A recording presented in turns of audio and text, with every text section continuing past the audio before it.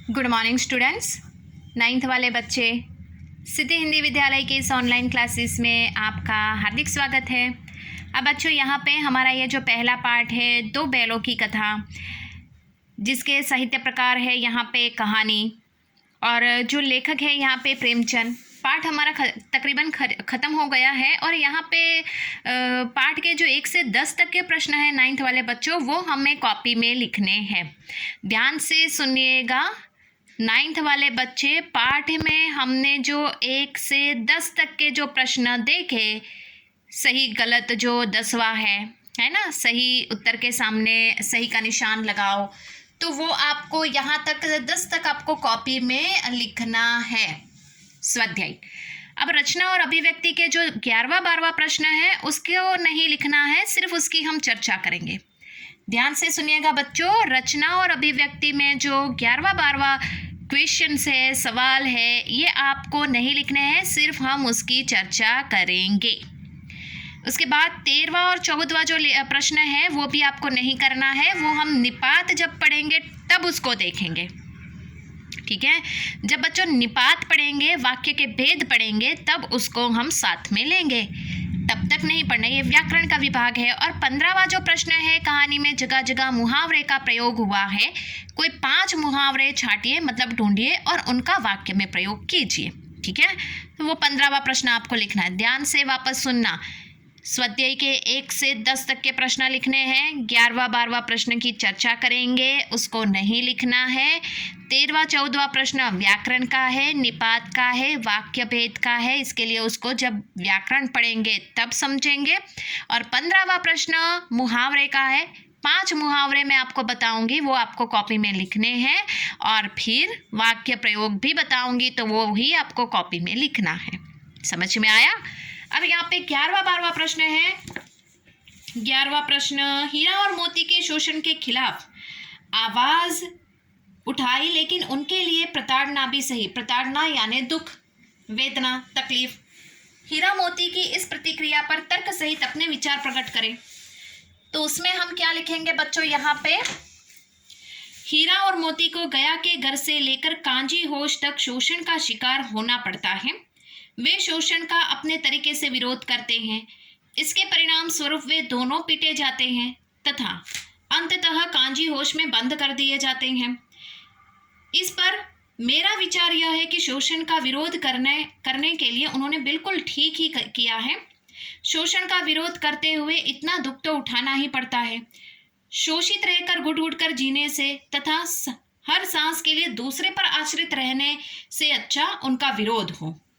इससे शोषक अपनी मनमर्जी नहीं कर पाता। शोषक यानी जो सामने वाला अत्याचार करता है ना, अत्याचारी, उसको शोषक कहते हैं। ठीक है, तो ये प्रश्न का जवाब है। 11वां प्रश्न आपको लिखना नहीं है, सिर्फ चर्चा कर रहे हैं हम लोग। ठीक है, उसके बाद यहाँ पे 12वां जो प्रश्न है, क्या आपको लगता है कि यह कहानी आज़ादी की लड़ाई की ओर भी संकेत करती है? हमसे पूछा गया है कि क्या प्रेक्षक को लगता है, पढ़ने वाले दर्शक को लगता है कि ये कहानी आज़ादी की ओर कुछ आगे बढ़ती हुई दिखाई देती है? तो हमें इसके जवाब में किस प्रकार से यहाँ पे उसका जवाब आता है, वो मैं आपको बताती हूँ। 11वां 12वां लिखना नहीं है, बार बार रिपीट कर रही हूँ, ध्यान से सुनिएगा बच्चों। ठीक है, ये सिर्फ हमारी जानकारी के लिए चर्चा कर रहे हैं। यह कहानी अप्रत्यक्ष रूप से आज़ादी के आंदोलन से जुड़ी है। ये 2 बैल सच्चे भारतीय हैं, जिसमें से एक गांधी जी की अहिंसा का समर्थक है, तो दूसरा उग्र स्वभाव का। हीरा जो है वो अहिंसा का समर्थक है, और दूसरा मोती जो है वो उग्र यानी गुस्से वाले स्वभाव का प्रतीक है। दोनों मिलकर आज़ादी पाने के लिए संघर्ष करते हैं। जूरी का घर स्वदेश का प्रतीक है, जहां आने के लिए दोनों व्याकुल रहते हैं। उन्हें उनके लिए अनेक बाधाएं झेलनी पड़ती हैं। जैसे क्रांतिकारियों को काले पानी की सजा होती है, उसी तरह से इनको भी कांजी होश में बंद कर दिया जाता है। वहाँ ये अपने साथियों को मुक्त कराते हैं।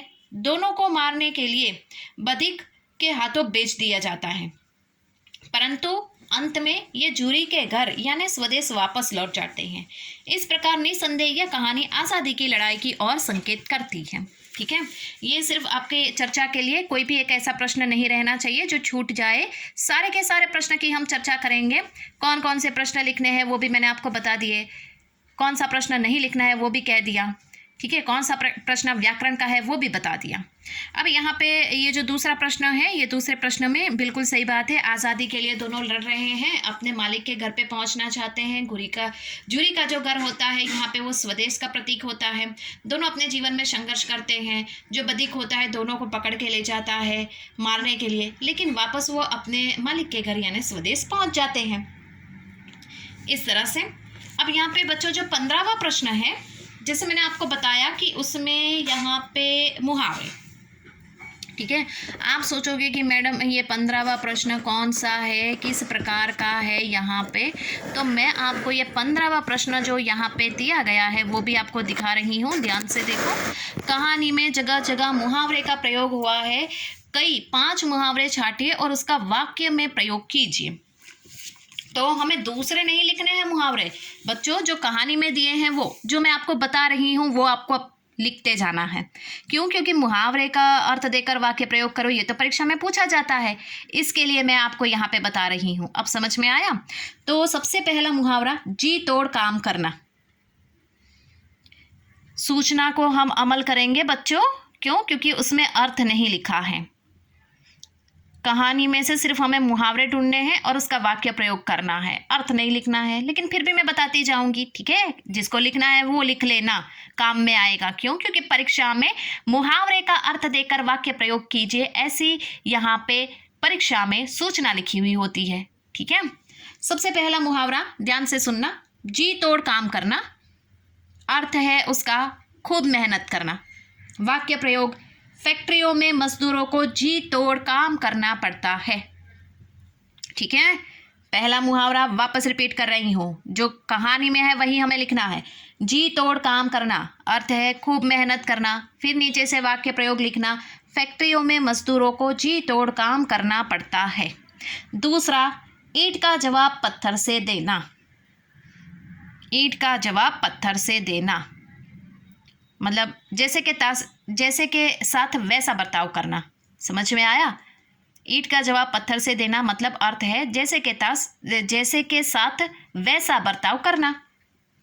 अर्थात यहाँ पे वाक्य प्रयोग जो है, कारगिल में पाकिस्तानी घुसपैठियों को भारतीय वीरों ने ईंट का जवाब पत्थर से देकर भगा दिया। वाक्य प्रयोग ध्यान से सुनना, कारगिल में पाकिस्तानी घुसपैठियों को भारतीय वीरों ने ईंट का जवाब पत्थर से देकर भगा दिया। टाल जाना, तीसरा मुहावरा, टाल जाना, ठीक है।